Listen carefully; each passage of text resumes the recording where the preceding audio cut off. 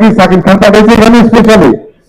এইখানে জিনের প্রমোশন হচ্ছে, তোমরা আমরা জিন নিয়ে থাকি, অন্য নায়ক নায়িকা না কথা বলে ফুটেজ হয়, তুমি ফুটেজ বন্ধ করো। তুমি আরেকবার শুনি। হ্যাঁ, প্রত্যাশা কেমন আমাদের দুজনের? তুমি বলো। কন্যা গানটি আপনাদের কেমন লেগেছে? সত্যি বলবেন একদম, এখানে যারা আছেন আপনাদেরকে একদম জিজ্ঞেস করছি, আসলে বলুন কেমন লেগেছে। আর একটু জোরে শুনতে চাই। আরো জোরে। খারাপ লাগলে সেটাও জোরে বলুন, ভালো লাগলে সেটাও জোরে বলুন। যদি কন্যা গানটি আপনাদের ভালো লেগে থাকে, আজকের একটু আগে যেটা দেখলেন সেটা কেমন? এটা আরেকবার দেখবেন? আচ্ছা, তাহলে এই উত্তরটার পরে আরেকবার দেখি। যেহেতু আপনাদের সবার, এবং শুধু আপনারা সবাই না, যে যে যারা যারা দেখেছেন কন্যা গানটিকে ভালোবাসা দিয়েছেন, ভালোবাসেন, স্টিল ভালোবাসেন, এবং আরেকটি নতুন গান আসলো, এবং আশা করছি যে এটাও আপনাদের ভালো লাগবে। এখানে যারা আছেন ভালো লাগছে, আমাদের ভালো লাগছে। এটা বিশ্বাসের একটা জায়গা তৈরি হয়ে যায়, প্রত্যাশার জায়গা তৈরি হয়ে যায় যে যে কাজটি আমাদের দুজনের আসছে জিনসি, এবং সেখানে আমরা শুধু দুজন আছি সেটা না, একজন নির্মাতা, একজন লেখক, এবং যিনি কিনা আসলে এই গল্পটিকে ভীষণভাবে ধারণ করেন তিনি, সেই সাথে যে সকল আর্টিস্ট বাকিরা কাজ করেছেন, তানিয়া আপা, নাদির ভাই থেকে শুরু করে মেধাবী অনেক আর্টিস্ট এখানে আছেন। আমাদের সকলের প্রত্যাশা যে গল্পটি আপনাদের ভালো লাগবে, দর্শকদের ভালো লাগবে, এবং আপনারা একবার আসবেন না, আপনারা আপনাদের পরিবারের সবকিছু নিয়ে যাবেন, বারবার যাবেন এবং বলবেন, এটা আমার বিশ্বাস। Thank you. হলের বিষয়টি ডিস্ট্রিবিউশন তো এখনো হয় না, আমাদের হয়তো কালকে থেকে শুরু হবে, এটা 4 রাত দিন জানা যায়, এর আগে জানা যায় না কখনো। কোনো হল, কোনো সিনেমা বলতে পারবে 4 রাত পর্যন্ত কয়টা ফাইনাল হলো, কারণ টাকাটা আসে, টাকাটা না আসারই তো হল ফাইনাল হয় না। 4 রাত পর্যন্ত টাকা আসে, এটা আসল কথা।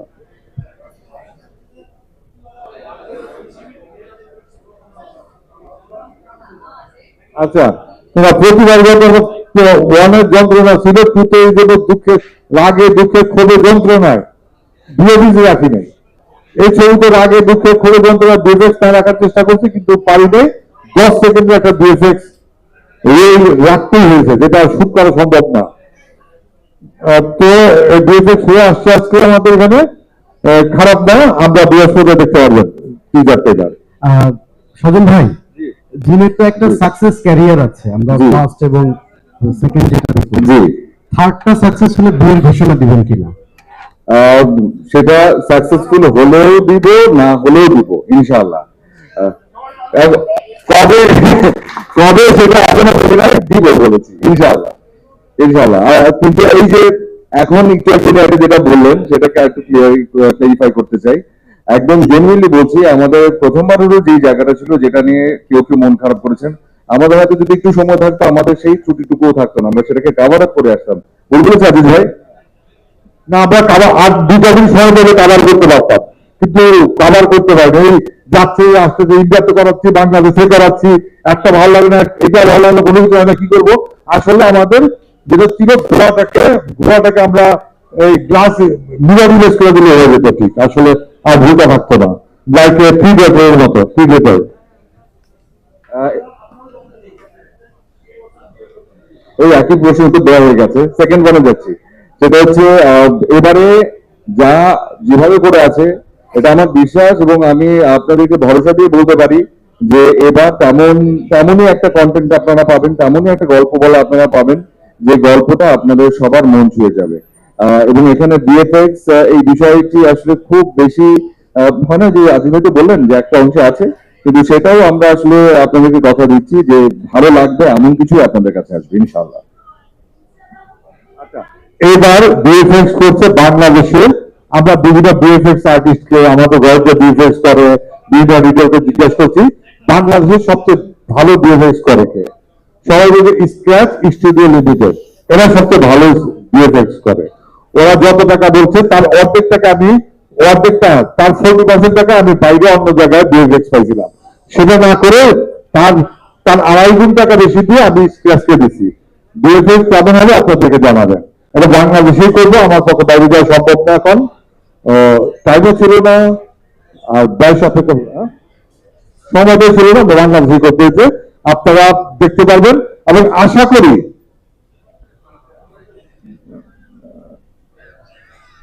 বৃহস্পতিবার রাত্রেবেলা বাংলাদেশ কেটে উঠবে।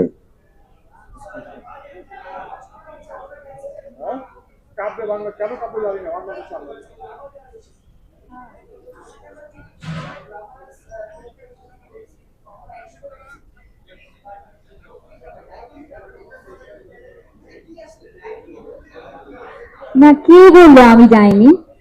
আচ্ছা, এই মাইক্রোফোনটা একটু ভলিউম বাড়াবেন, আমার একটু জোরে কথা বলতেন। আপনারা ঠিক আছেন, শুনতে পাচ্ছেন? আচ্ছা, আমি যাইনি না, আমি চুড়েলো না। আসলে এটা হচ্ছে, যেহেতু আমার পাশে যিনি বসে আছেন উনি হচ্ছে মার্কেটিং মাস্টার আব্দুল আজিজ। অনেক গুণ আছে তার, বা তার সবচেয়ে বড় গুণ হচ্ছে is a marketing magician.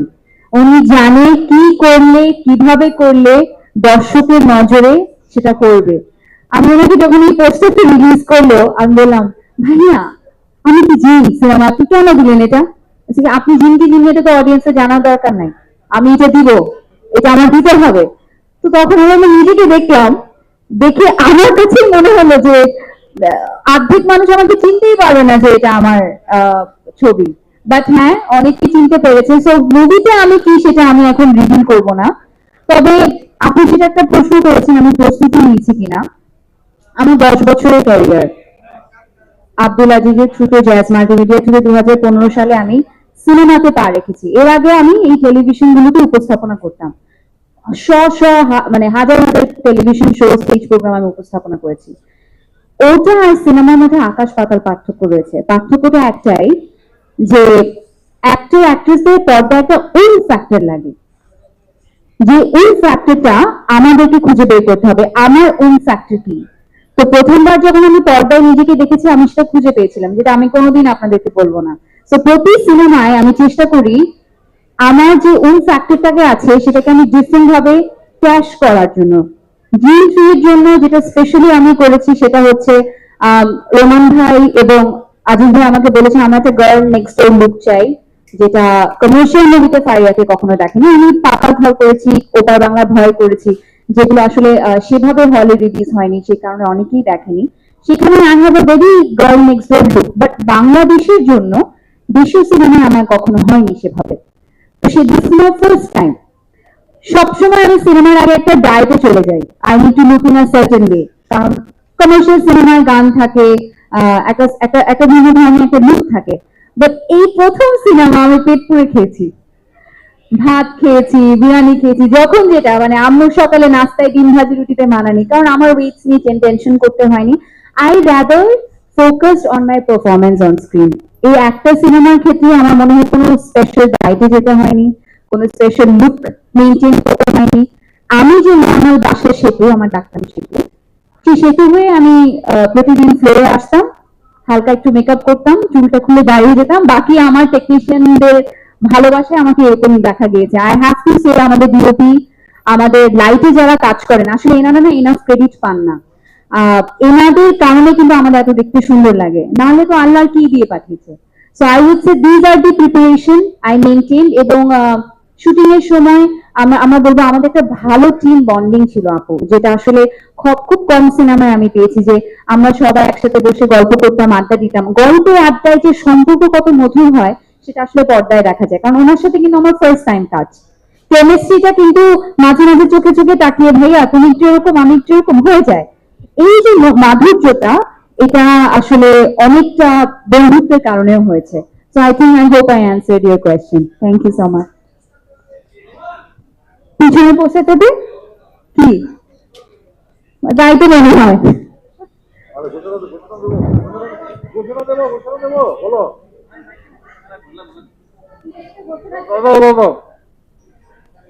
Green three sensor হয়ে গেছে ফাইনালি। থ্যাংকস টু আল্লাহ। সবার আগে আল্লাহর কাছে শুকরিয়া আদায় করতেছি। অনেক বাধা ববিতে, অনেক জনের অনেক রকম বাধা, জিন ছবিতে সবসময় বাধা থাকে, জিনের একটা বাধা থাকে মনে হয়, জিনও চায় না মনে হয় এই ছবিটা আসুক। আসলে জিন ছবিতে যে তুমি বলো। এটা শুরু থেকেই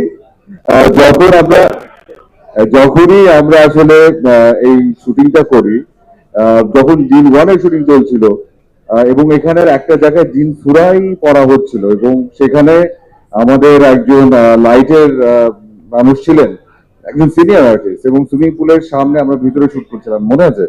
এবং রাতের 2টা বাজে চাচা উনি সুইমিং পুলের ভিতরে পড়ে গেলেন, এবং খুব বাজে অবস্থা, প্রায় মানে ওখানে ওনাকে অনেক কষ্ট করে ওখান থেকে তুলে নিয়ে আসা, আমরা একবারের জন্য বুঝতে পারিনি যে একজন পড়ে গেছে, অনেক চিৎকার চেঁচামেচির পরে ওনাকে নিয়ে আসা, একটা জীবন বেঁচে যাওয়া, সেখান থেকে শুরু, এবং প্রতি ধাপে ধাপে, এবং এবারও তাই, আমাদেরকে প্রতি মুহূর্তে আসলে ইনজুর্ড হওয়া থেকে শুরু করে ভয় ভীতি, বিভিন্ন সিচুয়েশনে পড়ে যাওয়া, এই আটকে যাওয়া, ওখান থেকে আবার চালু হওয়া, শরীর খারাপ হয়ে যাওয়া, আবার সেখান থেকে চলে আসা, আজিজ ভাই স্ক্রিপ্ট লিখছেন, স্ক্রিপ্টের মাঝখানে হঠাৎ করে থেমে যাওয়া, অনেক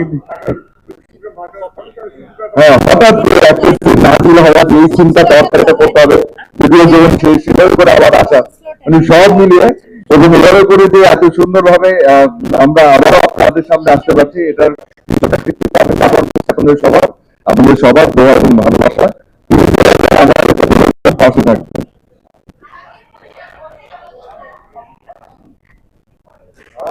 আগে জিন 3 শেষ করিনি আপু, আগামী বছর পরেরটার অ্যানাউন্সমেন্ট দিবে জাজ মাল্টিমিডিয়া ইনশাআল্লাহ। জিন 3, জিন 4 সামনে নিতে পারবে, কোরবানি যে কোনো একটা। হ্যাঁ, আমি বলি আমার সিরিয়াল শুনে নেই বছরে সিরিয়াল ঘোষণা দেবো না, না দেই, ওটা পরে ডাবে ডাবে মজা লাগবে। এই বছরে জিন 4 আসার আগে আরো 5টা চলে আসবে। না না, জিন 4 তো ঈদে আসবে, ঈদের মাঝখানে ছবি দিয়ে বানাবো না, কি বলেন এটা? জাজ মাল্টিমিডিয়া আবারও জোরে সোরে সিনেমায় নেমেছে, এটা আপনাদের সকলের সহযোগিতা কিন্তু লাগবে, শুধু জিনের জন্য না, জিনের পরে যতগুলো সিনেমা হলে সবগুলোর জন্য। আর কুরবানি দিন ইনশাআল্লাহ বড় ছবি নিয়ে আসছে, এইরকম নাচে গানে ভরপুর একটা ছবি পাবেন, সাথে কোরিয়ান যে আসতেছে, নামটা এখনো নাই ঘোষণা দেয়, সবকিছু ধীরে সুস্থ ঘোষণা দিব, but big Arabian, big casting, big হয়েছে আসবে কোরবানিতে।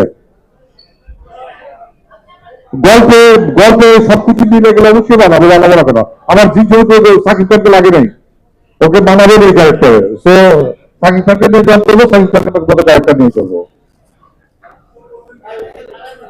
তোমার কি সাকিব খান পাঠাইছে এখানে স্পেশালি? এইখানে জিনের প্রমোশন হচ্ছে, তোমার আমরা জিন নিয়ে থাকি, অন্য নায়ক নায়িকা কথা বলে ফুটে যায়, তুমি ফুটে বন্ধ করো, তুমি ভিউ আমি পছন্দ করি না, আপনার একটা পার্সপেক্টিভ থাকবে।